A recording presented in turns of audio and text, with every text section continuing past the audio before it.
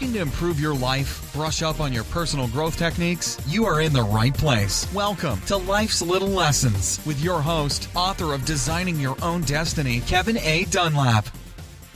And welcome back to Life's Little Lessons. My name is Kevin Dunlap, and I have a wonderful guest that I have with you today. Her name is Jacqueline Pascual. Actually, she is Dr. Jacqueline Pascual. I had the pleasure of meeting her at a few different events, and I've actually even a client of hers as well.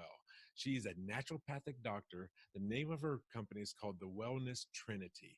And Jacqueline, welcome to our show today. Hi, thank you for having me.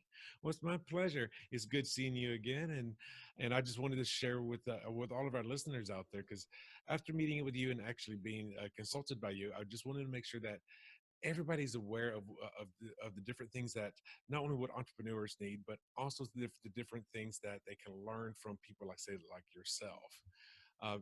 Jacqueline, could you tell us a little bit about who you are and what is it that you do?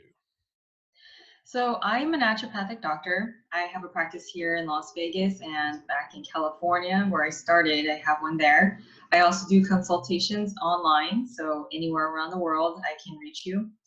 And I have I have a website where you can purchase different types of supplements that you need, and I have a blog and I'm starting a podcast thanks to you. Thank you for your help with that. And my goal is really to try to help people get to the root of their health challenges.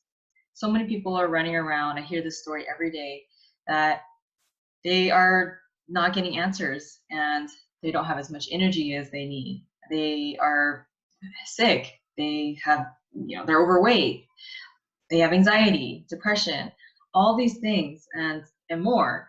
And it's really sad. My dad died of esophageal cancer, which spread to his lungs and bones and all throughout his body, and died at 38, leaving my family, my mom at 36 with 3 children. So I was only 9 years old when my father passed away.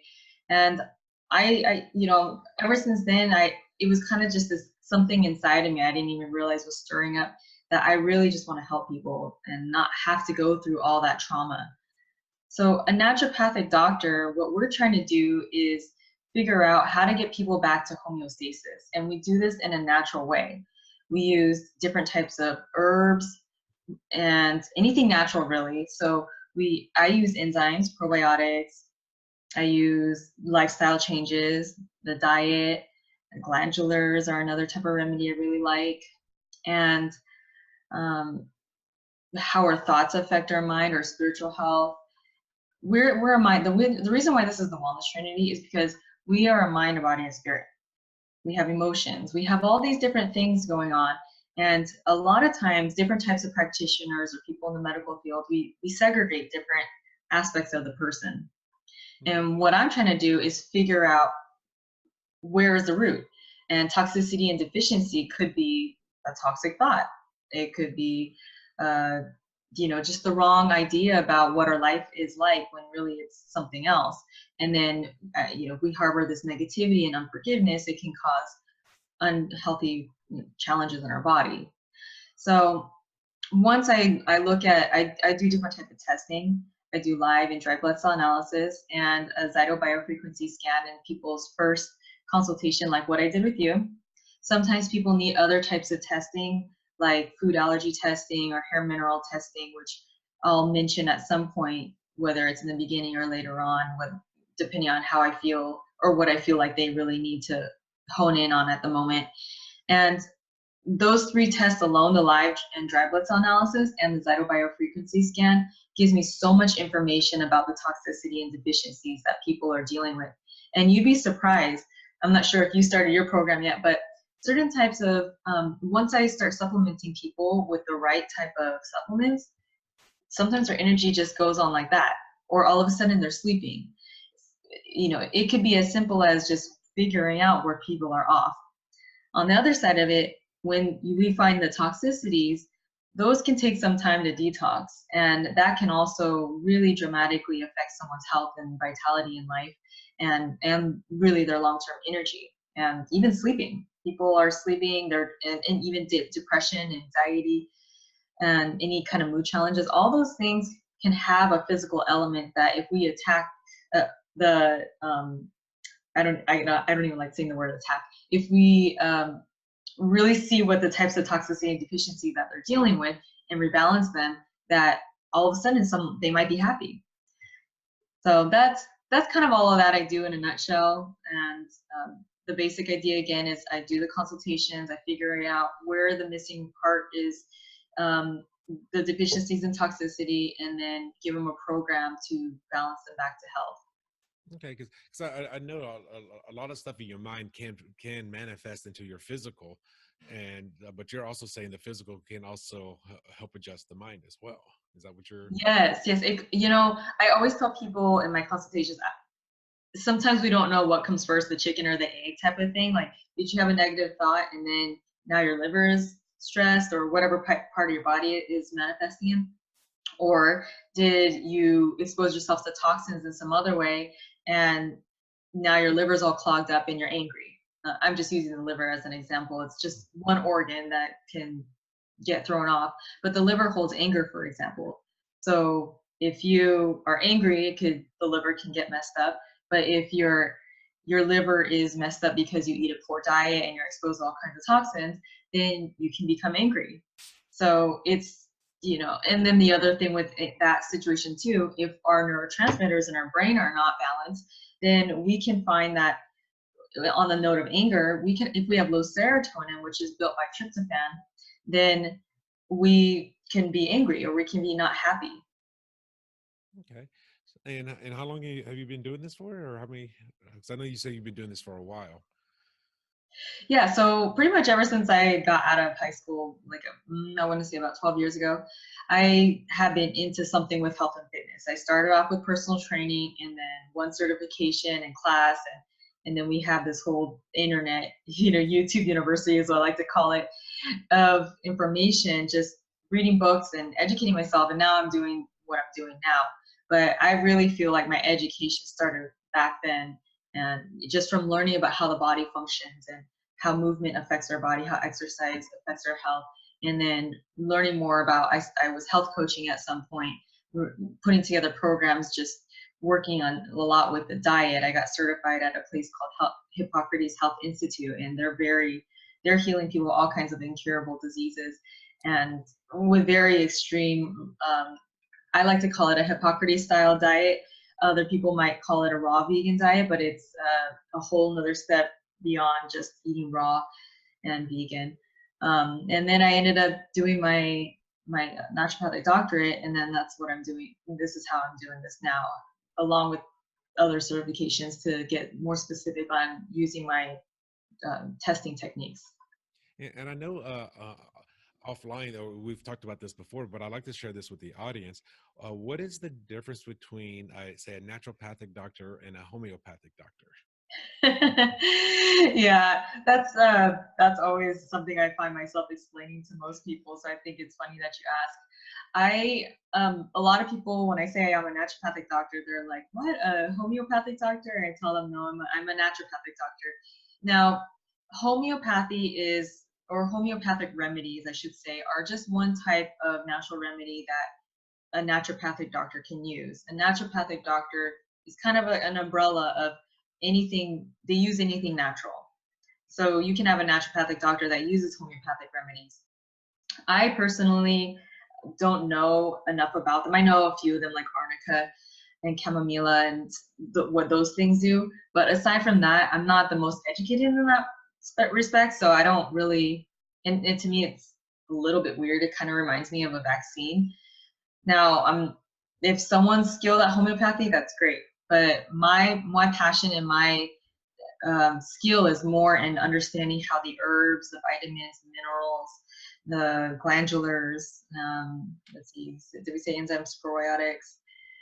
Those things affect our body. Okay. And because I know you suggested certain supplements and stuff like that for myself, and there's a whole slew of different ones that people would use based upon whatever the results from your blood testing and the what would you call the one when you put your hand on the The Zyto biofrequency scan. I have no idea how to spell that.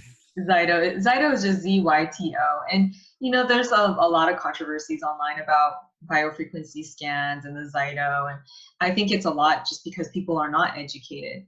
Hmm. And just so that we can clear the air on that one, people, so we're an electrical unit. Think about acupuncture, chiropractor. They're working with the electrical unit in our body.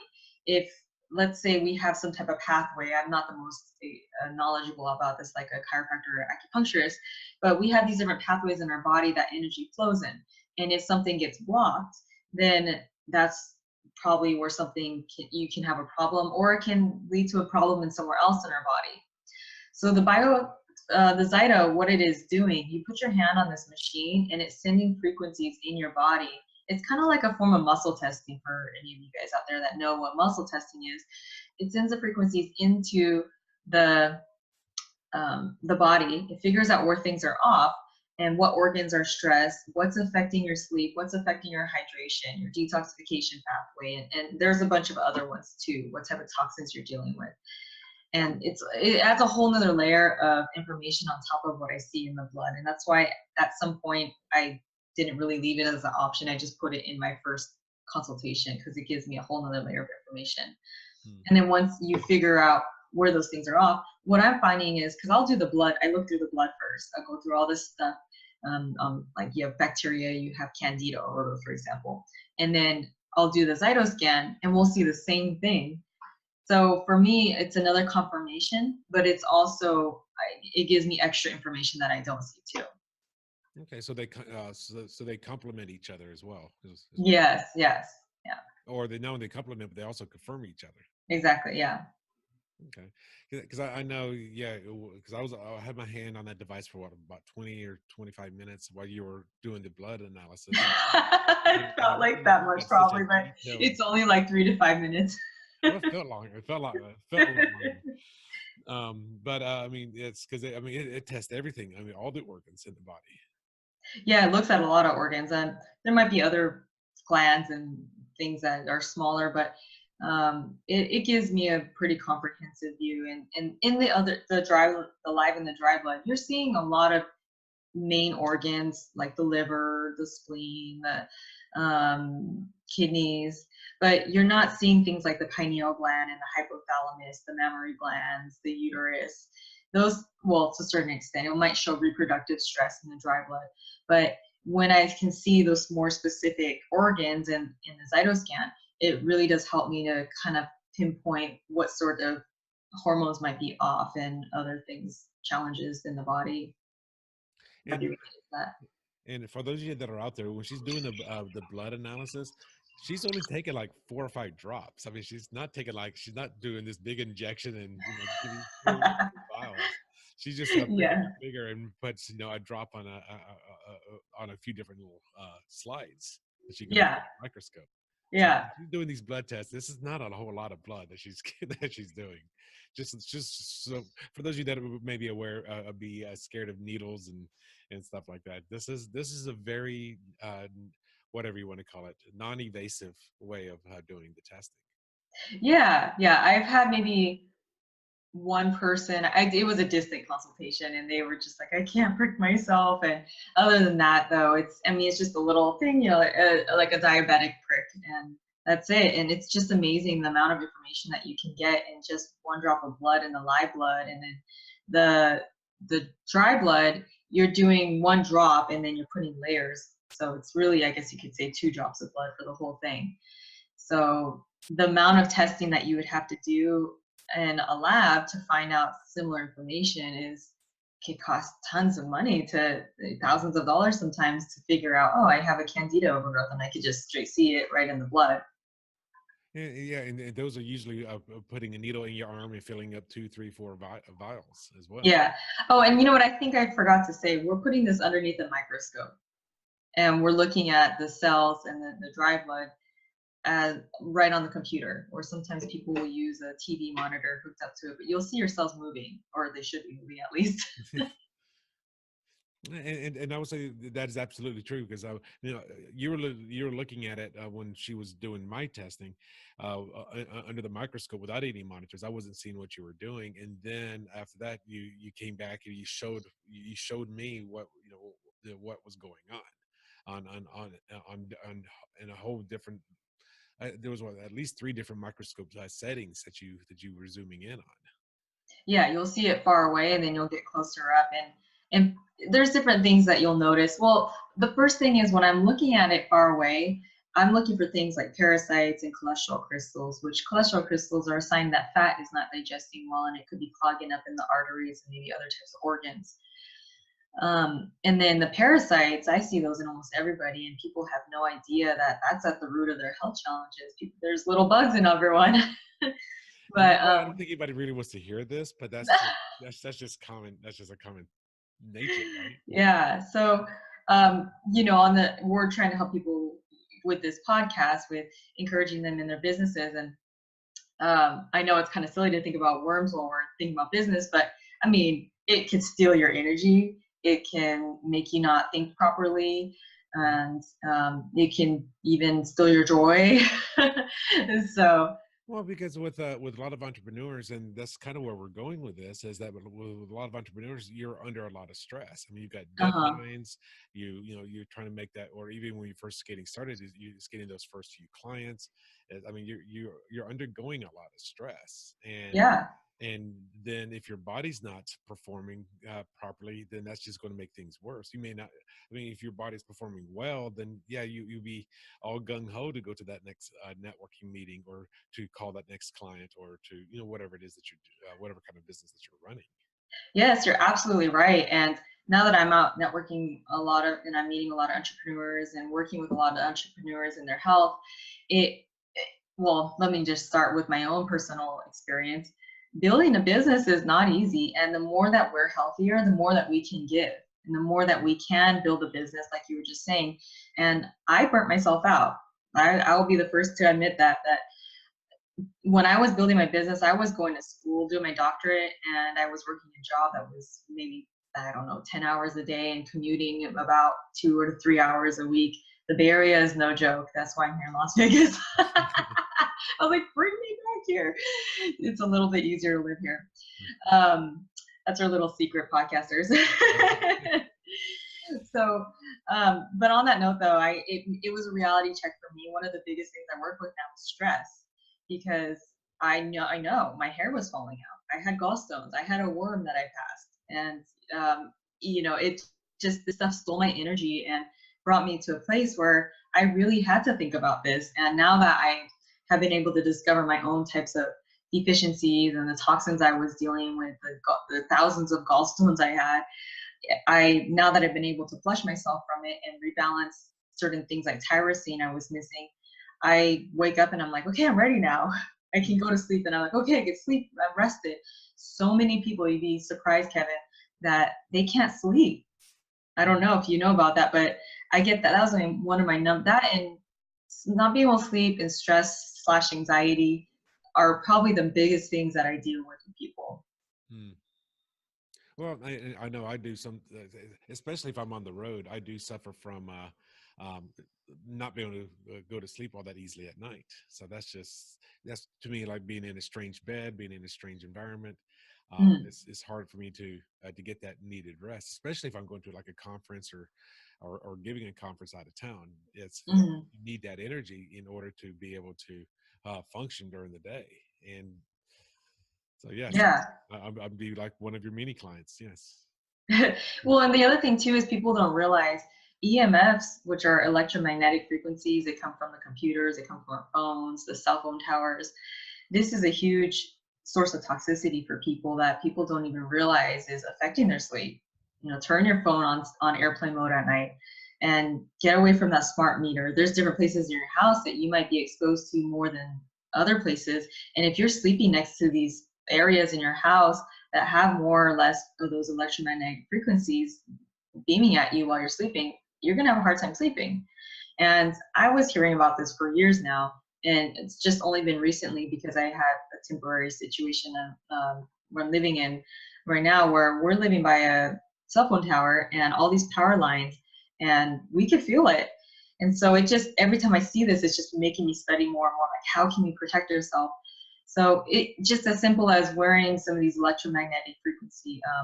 There's different necklaces you can wear. There's different things you can put in your house.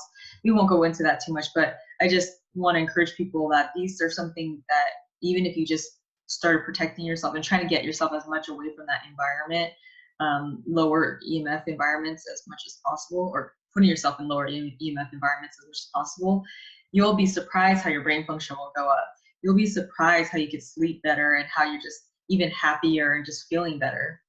Okay, because I know, like, in my sleeping arrangement, I mean, I usually, my cell phone is on the counter next to me, and I don't have it on airplane mode, but I do have it on do not disturb mode, which basically just means it's not going to ring if somebody were to call. That's all it Yeah, so start turning it on airplane mode, Kevin. means. You're radiating your head. Well, because there's clocks and there's lamps and there's all the other stuff Right. right there as well. And we have to think about all of this stuff. And So in most bedrooms, where you put the bed is usually in between two different electrical outlets. yeah, well, and it depends if you're plugging things in or turning things on. So I, well, I don't really sleep with my phone in the room anymore, but when it's near me, I have it on airplane mode as much as possible. And I'm even starting to do it throughout the day.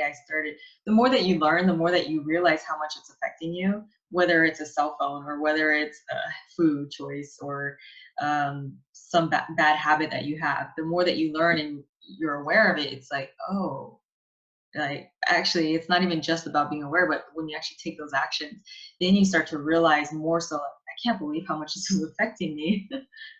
Well, and that's good to know, because I mean, as we as entrepreneurs already got enough on our stresses, on our, Right. we don't Yeah. need our food, or our lack of nutritional supplements to also be taken away from our focus and energy and such.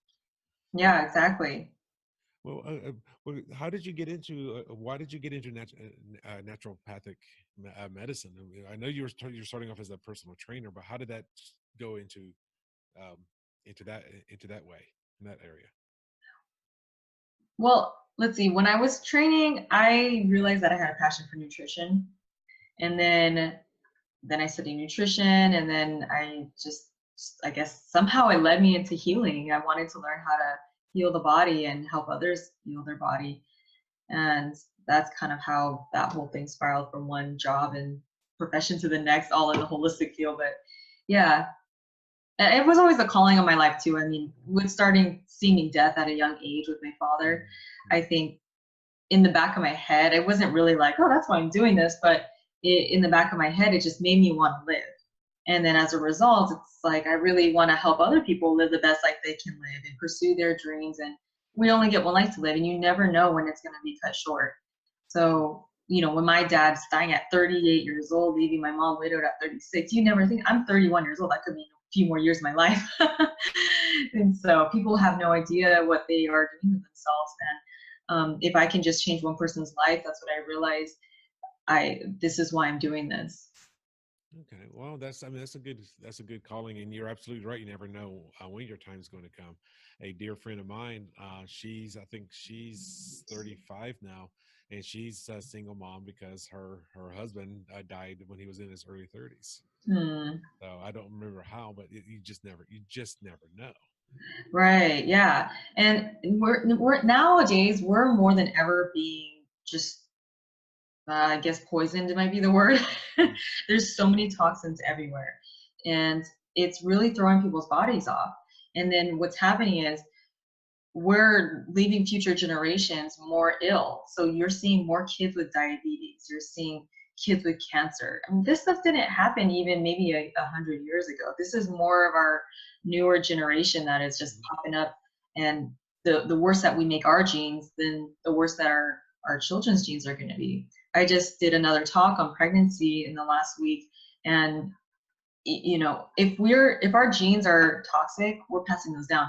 But there's something called epigenetics. We can turn the switch on and we can turn it off. If we have genes that are bad, if we're feeding ourselves the right way, if we're trying to eliminate stress as much as possible, and just in general get all the toxins out as much as possible, and give ourselves the most nutrient dense type of diet and in life that we can, then our kids are going to have a better future right out of the womb, Hmm. even in the womb. So we have to with the nurture the baby while it's in there. If we're eating crappy food as a mother and our baby is being formed in the womb, then they're eating our food. So they can be born with different types of deficiencies and deformities, even their jaw being off if they don't have enough calcium and magnesium, and then they need to have braces. And that's just one example, but there's such a plethora of like a spiral effect that's happening. And we all need to take more precaution in general about the planet. We're just putting toxins and all this stuff into the environment, and it's affecting us as a whole. And we're so busy trying to live our lives, and I mean, myself included, I have to think about this too, that sometimes we forget, like when we, instead of like throwing stuff in the trash to recycle, or instead of buying it or inorganic meat and food, to buy organic foods, because it's not putting as much chemicals in our food, which is not going to affect our own body, but it's not going to also affect the environment as well. Hmm. Okay. And when you're talking, I'm going to go back a little bit about the womb, as you were saying, because you were talking mainly about what the woman is consuming that while she's in her pregnancy stage, and there's also a lot to be said as far as the men as well. Oh yes, yes. I was thinking that in the back of my head as I was saying that, and it just didn't come out. But you're right. I have a few clients now that are having fertility issues, or have maybe conceived and had miscarriages. And what I'm finding is, when I'm finally working with a man, I'm realizing that their testosterone looks like it could be off, or their testicles or their prostate is probably off, which is a reflection of their hormones being off. Mm-hmm. And they're passing that along to the woman through her. Exactly. Yeah. So they're not getting the strongest sperm. Also, again, with the cell phones, when men don't carry purses, they put it right in their pocket next to their male organs, and it's radiating their sperm. So it lowers their sperm count. The other thing is heavy metals. I have another client that they're having a hard time conceiving, and when I did their test, the man, he's in the military, and years ago he was exposed to a bomb, and he has a lot of aluminum and mercury in his body as a result. So that's going to also affect people's conception. Okay. So it's not always just the woman. It's definitely the For man. sure. There's a lot of things with the man, and even in the environment, there's all these xenoestrogens, and they're like fake estrogens in the environment. People drinking out of plastic water bottles. I mean, you want to grow, you want to become more feminized men. You better stop drinking out of those plastic water bottles, and eating soy too. That's not a good thing for men either. Okay. And I know soy is used as a substitute in a lot of different foods and stuff. Yeah. Okay. Well, now let's talk. I guess we can switch over to your business. Now, as a naturopathic doctor, how long have you been practicing? Let's see. It's been a few years. 2018. I would say specific, because again, it's kind of been like a transition. So I've been already doing this type of work, but it's just not, since I got my doctorate, I guess you could say maybe about 2 years. 2 years. Okay. So you're still fairly new to that business, but how long have you been a personal trainer? I started back in 2006, I think it was. Okay. So you're going on your 12th year if in that business. Now let me ask you this: as a personal trainer, were you a personal trainer, as in you found your own clients, or did you work at a gym, or did you do both? Both practice both at the gym and away from? So as a 19-year-old, I was very ambitious. And I was like, I'm just going to start my own business. And that's what I did. And I did that for a few years when I was personal training. Later on down the road, when I was trying to build this business, now the Wellness Trinity, I ended up just getting a job so that, what I found is that it's really hard to build another business while you're trying to focus on another one. Yes. So I was just like, let me just have a job where someone else takes care of that, and then I'll do, build my other vision while I'm doing that. So I did work at a gym. Oh, okay. That's very, I'm glad you're being honest with me with that, because a lot of people out there that are listening may be thinking that they have to quit their jobs in order to build their business. But you're basically saying, no, you have your steady income while you're still in the growth phase. Mm-hmm. Yeah. And then after that, so I've had several jobs in the natural health and wellness field or something along those lines. One of them, right after I personal trained, I was like, okay, I need to kind of pump it up in my income. So at least for now. So I ended up getting a job with a dentist, and she was a little bit more holistic in her practice. So that kind of was nice. Although there were certain things I still um, don't agree with, and it was a little bit hard for me to work with. But at the same time, it taught me a lot of skills. And what I wanted to mention about this job is that what I started off with a decent amount for what the type of job I was doing, and then as I was building my business, I ended up lowering my hours a little bit by a little bit. And I always looked at my budget to make sure, like, okay, I have my basics needs met, and then at some point as my business started growing, it was then I could lower a little bit more, and then I can raise up, my time and more of my business, and then to the point where I was like, okay, this is gone, and now I'm not doing that anymore. And that's what I have advised on a few different episodes. Is to do exactly that. Is to when your business income exceeds of what you're making in your previous job or in your job, then scale it down, and then eventually, like you just said, you could eventually just go ahead and just retire or quit or whatever it is that you whatever Mhm. it is that you call it. Yeah, yeah, I think that was a smarter thing. With my ambition, there was a point where I did make some bad mistakes, and I did just jump in the water and just try to do a business because I have an entrepreneurial heart. When you have the entrepreneurial heart, you just have to do it. And so I, um, I tried to do this business without having something really built up well, and the knowledge and the foundation, I guess you could say, it wasn't the best, and my finances were not the best to support that either at the time. And so that got me in a bit of a mess, and I definitely encourage people to look at the whole picture and just see what you can do now, and just know that if you take one step and then you take the next step and you take the next, you're still headed down that path, and eventually the doors will open. But you don't have to necessarily throw all your ducks in one place before you have the other things set up first. That was a thousands of dollars that I had to learn lesson. But you were persistent, and you eventually you pulled it off. So that's the most important thing. Yeah, and that's the other thing too. It's like, don't give up, because like now for me it was really hard to keep a job because one, I am an entrepreneur. When you're an entrepreneur, you're just different. You just think different. You work different. Your life is different.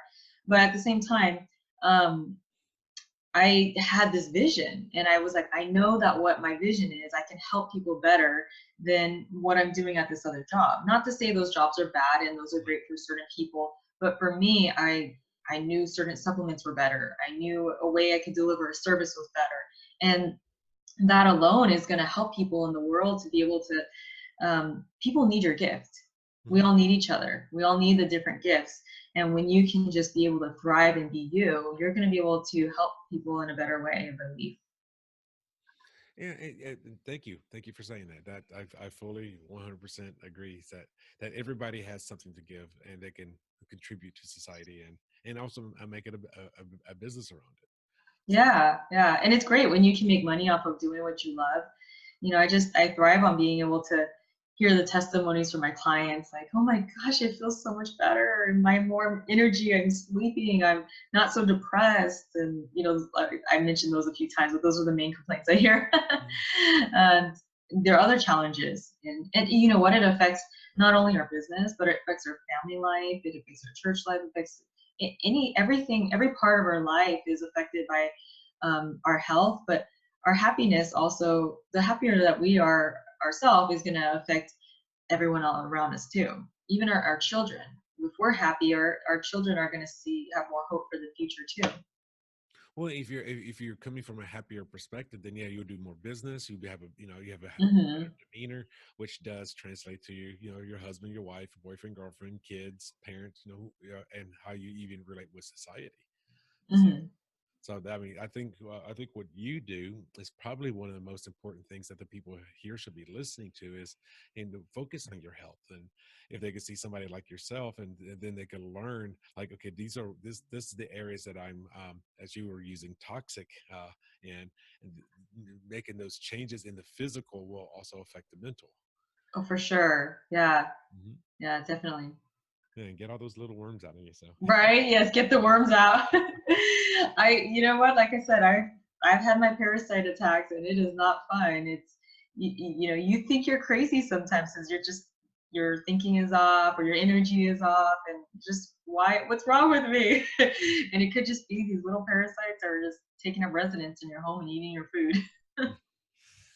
I don't think anybody likes to hear this, but Sorry, it's one of the best topics of a discussion for me. Get the worms out. You'll feel much better. yes. So tell me a little bit about some of your early successes when you were getting started as a doctor. Let me think. Gosh. Well, you know, we've talked before about this, I think, and Hmm. I believe every win is a success.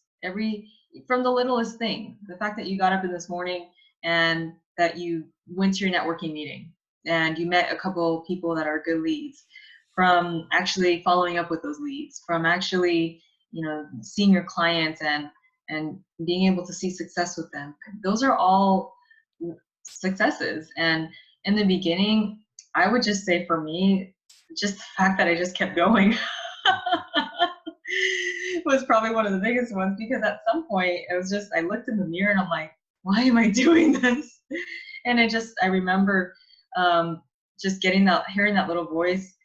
It's because you're going to be telling people how you did this. And, you know, this is one example of that platform.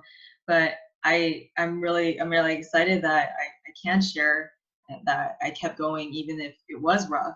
It was really rough. I sold my car. I lived with my mom in my later 20s, and I love my mom. Don't get me wrong, but you know, my whole family was there, and some extended family, and it was just a house full of people. And you know, I was used to having my own space, and the environment wasn't the most healthiest for me. I At the same time, there were other, as a someone in the natural healing field, it was learning lessons in that way too. I had a lot of healing during that time. So, you know, you're learning lessons in any situation that you get. And now I can use that and help people in situations similar too. So I can't say that that was something lost.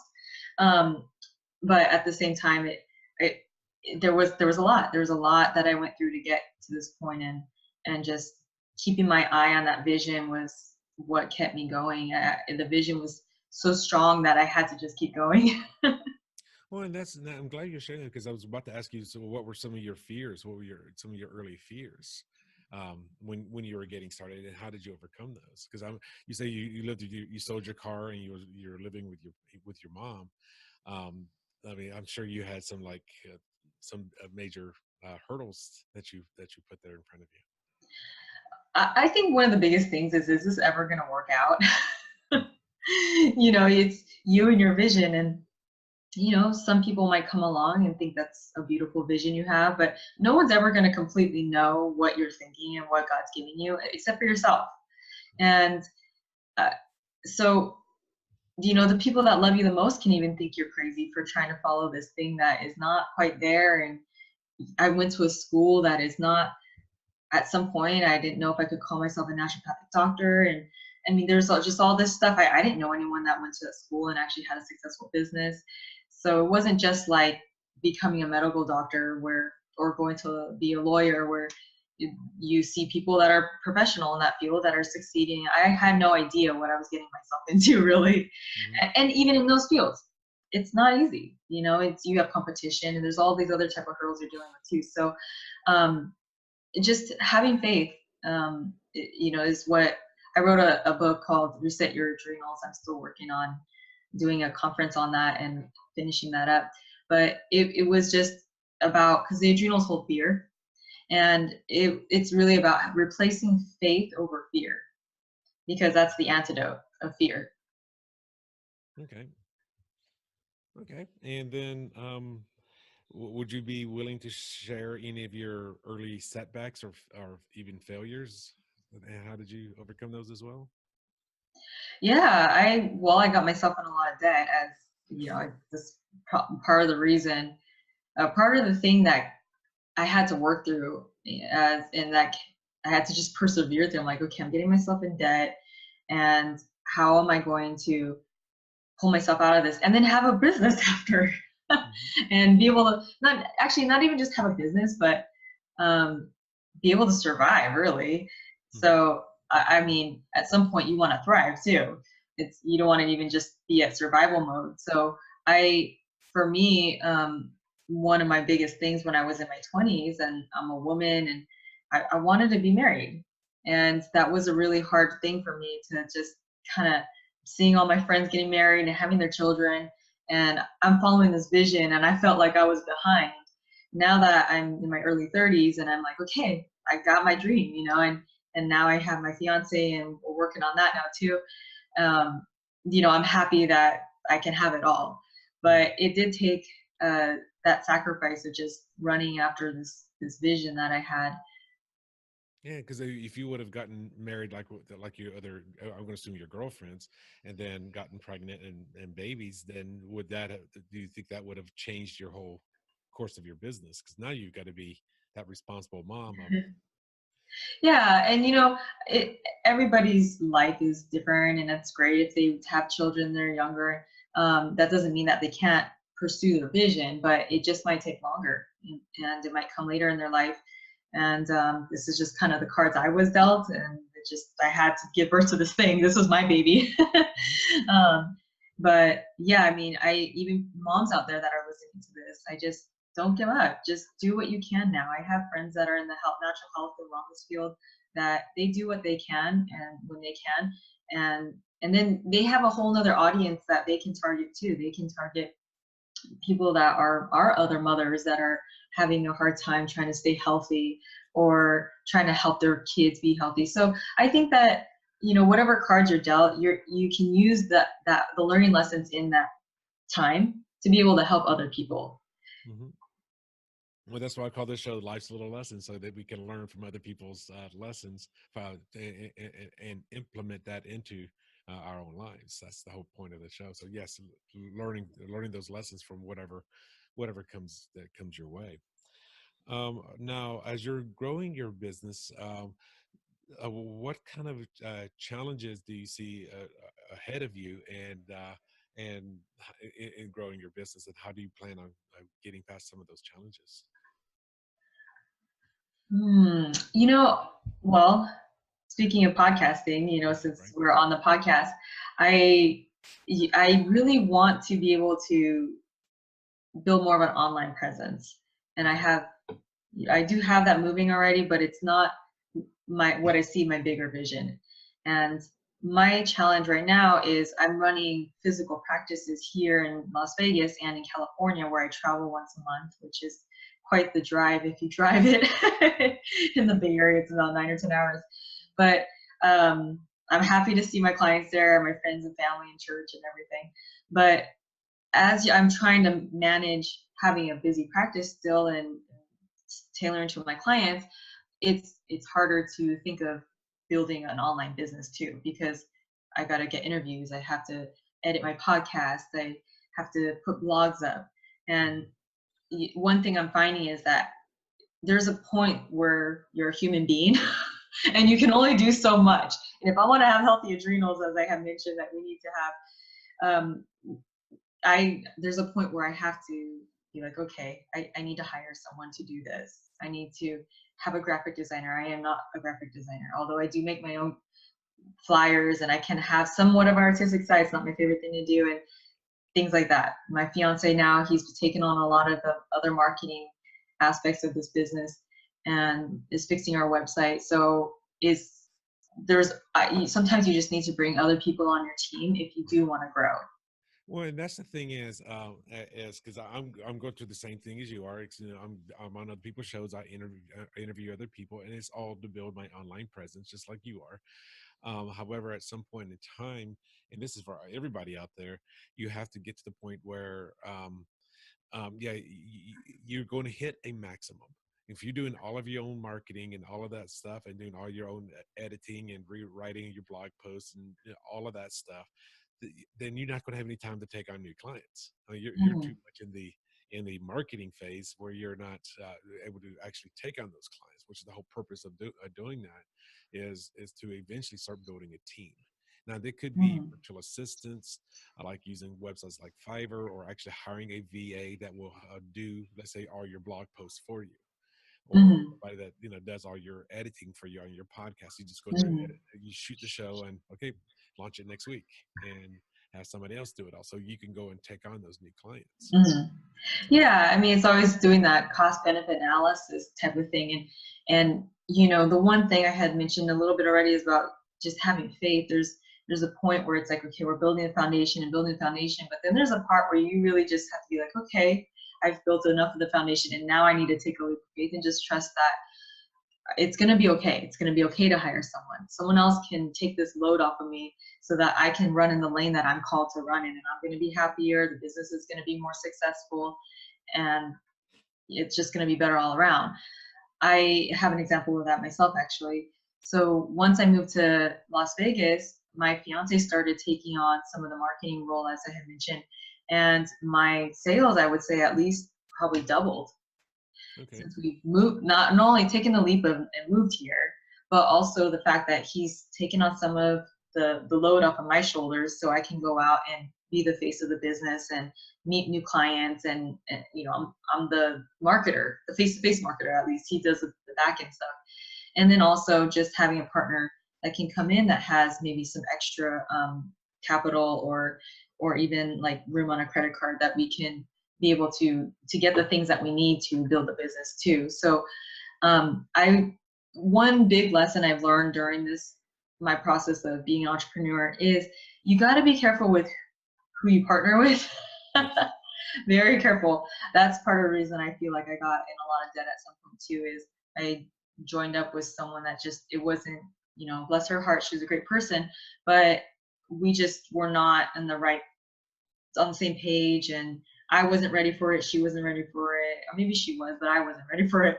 And it was just not meant to be. So you really want to think careful about it, but if it's someone that is good, then it could totally bring your business to a whole nother level. Or yeah, because if you're going to be partnering with somebody, you got to be very, very clear that you both are going in the same direction.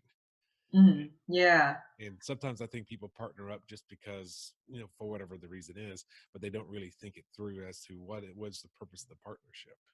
Yeah. Yeah. And having different strengths is great too. I mean, Oh yeah. my fiance, the last thing he wants to do is go out and go to networking events. And sometimes I'm tired too, and I don't necessarily always want to go, but I do love talking to people, meeting people. And then I remember, this is why I'm doing this. But he's great at doing the back end stuff, where he's just behind the computer. And I think if I was just behind the computer all day, I probably would go a little crazy. So certain people are just going to be better naturally at certain things than others, and the more that you can run in your lane, the better it is for everybody. So I'm learning this myself too, and in looking at my cost benefit analysis, and I'm like, okay, when is it going to be time to have an assistant, and when do I make my own flyer versus have someone else make it, or yeah, as we were talking earlier about building the podcast, like when do I make my own editing versus hiring someone? So Hmm. it's stuff to think about. It's some food for thought, and I think it at some point that, so I mean, for some people they might feel totally comfortable with just doing everything, and that's great too. It's just, what is your end vision and what do you want to get to? Yeah, yeah. I've got a friend. She was on an earlier show. Her name is Diane Forster, and when she was just first getting started, she hired an assistant. And she said, and this back when we actually used to coach each other. And when she hired her assistant, she couldn't afford her. Hmm. But the thing is, by hiring the assistant, took so much of stuff off of her shoulders that she was able to go out and get a lot more business. Yes, see, that's where I'm like, the cost benefit analysis, but then also there's the leap of faith, because, well, you might think you might not be able to afford it, but now that you've taken the leap of faith, and now that you did it, you have more time to get the clients to afford that, and then maybe even more. So, Yeah, and for those of you out there that don't know what cost-based analysis means, it means like say I was talking to Dr. Jacqueline earlier, a few of my episodes were edited by a person a virtual assistant that I ended up paying, I think, like $30 for, and that was about 5 hours worth of work. So if you look at it from the cost-based analysis, that means if you're doing the edits yourself, you're actually making $6 an hour, which is less than minimum wage. Now, is that really where you want to spend your time? Now, I also understand you may also be looking at what can I afford? And it's like, so if you're just first starting out, maybe you don't have a big budget, but you do have to weigh to weigh that. Like, if you're doing $6 an hour labor, or even to say you're cleaning your own house, that you hire a maid to come in once a week or once a month to come in and do, and let's say she even does your laundry while she's over at the house. I'm just throwing that in there. How much more free time would you have to do other things to drum up new business? This is what Dr. Jacqueline was, I'm assuming he's talking about when we talk about cost-based analysis. Is Yeah. can I hire somebody else to do this cheaper than what? Mhm. Let's say your job, you're making $25 an hour. Why are you doing $6 an hour jobs? Yes, yeah, that's a good point. And then just also looking at what's coming in, the income that's coming in already, what seems to be consistent, and that maybe now we can take this extra step up and hire someone for XYZ type of job that you're doing that is not really your favorite thing, and that you could pay someone, you know, X amount of money that's not gonna, where you can make maybe $100 an hour versus you're paying someone $20 an hour job. Right. So that's something just to keep in mind for all of you that are out there that are building your business. Now, I would say, she was talking about editing your podcast. Well, I would say go out there and edit your first 1, 2, or 3 episodes. Learn what it takes that goes into it. Then you can intelligently speak to somebody else about, okay, this is what I want you to do. Like when I first hired my first Fiverr guy, one of the things I do in my trainings on podcasting is when you're actually in the editing phase of it, there's essentially just 4 things that you're doing. Are you going to delete it? Are you going to silence it? Are you going to replace it with a half second of silence? Or are you going to just soften it or reduce the noise? Well, when I hired my first guy that edited my podcast, the show that he edited, the woman ended up speaking too fast because he did not understand the whole thing of replacing that half second. And I know Dr. Jacqueline, and we've done this before, where if one person's saying a sentence and then they're saying another sentence because there's a breath in between, let's say for an example, and that's a 1 second breath. If you take out that 1 second, that the time between those sentences is just too short. It just doesn't sound natural. You would not have even thought about that unless you were editing your own show. Yeah, And, and I think that's a good point that you mentioned. It's like it is good to do these certain tasks up front, even if they're not your favorite thing, because it also then you know who to hire, and then you know what it takes to do that type of job, right. and how long it takes to do that type of job, what it really should look like. And there's a lot of things that I do that it's not my favorite thing, and but now I really understand the flow of it more. So And as you can appreciate the owner, work. that's what I was looking for. You appreciate more what they're doing too, and what employee does not want to be appreciated, Okay. Well, are there any other life's little lessons that you would like to share with the audience before we go? Because we're about to wrap up here. Well, I would just say, just follow your dreams, and you're gonna be happier. It's gonna spiral off to everybody else. And don't let anything set you back. Every step back, there's a comeback, and it's just gonna it's like a rubber band. It pulls you back and then launch. So, as you feel like you're set back, look at that like God's trying to teach you a lesson. God's trying to teach you a lesson, and you learn that lesson, and then you're gonna be 10 more steps ahead. Well, yeah, because you learn from your mistakes, you learn from your challenges, you learn from even your wins. You find out Yeah. what work. Now, if somebody wanted to learn more about how to get a hold of you, if they want to do some of this testing stuff, let's say they either live in San Francisco, or they're in Las Vegas, or they're anywhere in the world, what's the best way for them to get a hold of you? Do you have a website or something like that? Yeah, just go to thewellnesstrinity.com. That's TheWellnessTrinity.com. And then my phone number, my email, all my locations, all of that stuff is going to be on there. Okay, so that's going to be going to wellnesstrinity.com, and all of our contact information is there. That way you can make an appointment for an initial consultation, or at least find out more about what is it that you do, the processes that you go through, so that they can make an intelligent decision on going this way. Because I know for myself, I don't know that much about naturopathic medicine, so I have to be educated in order to be able to learn more about that. But I'm glad I took the test with you. I'm still reviewing the results that you gave, and I did get some of the supplements, and I am using them on a daily basis. And yeah, this is phenomenal. I appreciate it. Thank you. And the thing is, by knowing where I need to work is where I can focus on, so I can be more productive. That's the most important. Yes. Yeah. It's not, takes out the guessing. That's what it is. Targeted supplementation / detoxing.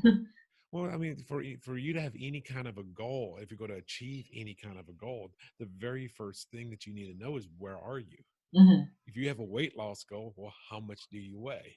If you have a financial goal, how much is in your bank account? I mean, you have to know your starting point in order to get to your ending point, because the starting point is how the whole process starts.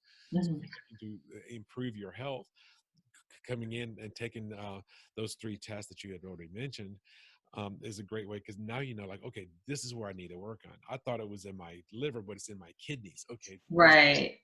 So, because if you're just guessing, then you're often you're just going to be spinning your wheels. Mm-hmm. Or spending lots of money on clients come in with bags full of stuff and they don't even know why they're taking it. Yes. And the thing is, if they're not taking like homeopathic or naturopathic stuff, there's, because I know, for my example, my father, he just got off some of his heart medicine and stuff that he was going in, and he feels better now. His heart medicine was causing that's stuff we dissect as well too. What's that? That's stuff we dissect as well too, is what can be, a source of toxin that's coming in that you don't even realize. Well, with any of the pharmaceuticals, I mean, watch any commercial. It says, take this, may cause liver damage, may cause death, may cause like. That's another podcast for another day. Yes, that's another podcast. That'd be one of your podcasts. So, well, anyway, so if y'all want to get a hold of her, just go to thewellnesstrinity.com. This is Dr. Jacqueline Pascual. And for those of you that are also looking for doing some coaching, business coaching, you just reach out to me at kevinadunlap.com, and I'll be happy to do a consultation with you as well. Any last words, Jacqueline, before we say goodbye? I think that sums it up. Okay. Well, everybody, I hope you have a very wonderful day. And Dr. Jacqueline, thank you for being on our show today. All right. Thank you. Have a great day too. Okay. Bye, everybody. Thanks so much for listening to this episode of Life's Little Lessons with your host, author of Designing Your Own Destiny, Kevin A. Dunlap. For more great content and to stay up to date, visit kevinadunlap.com, facebook.com/kevinadunlap.author, and on Twitter @Kevin A. Dunlap. We'll catch you on the next episode of Life's Little Lessons.